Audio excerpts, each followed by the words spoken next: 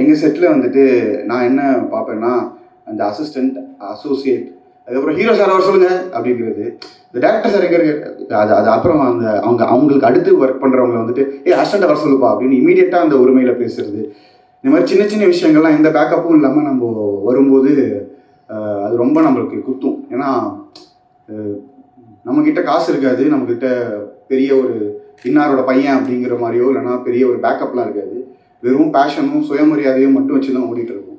அதை யாராவது குத்தும்போது வலிக்கும். ஸோ அந்த விஷயம் நம்ம இந்த யாருக்கும் பண்ணக்கூடாது அப்படிங்கிறதுனால டைரக்ஷன் டீமுன்னு தான் எங்கள் செட்டில் இருக்கும்.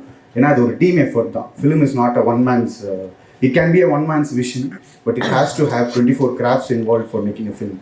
ஸோ எல்லாருமே சேர்ந்து உழைச்சாதான் அந்த ஒரு படம்ன்றது படமாக நிற்கும். ஸோ அதுக்கு இட்ஸ் லேர்னிங் இஸ் மியூச்சுவல்.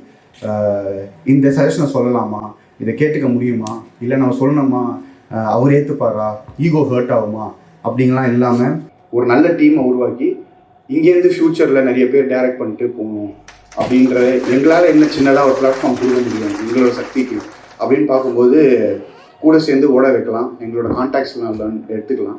நாளைக்கு ஒரு பெரிய வாய்ப்பு உங்களுக்கு கிரியேட் ஆகும்.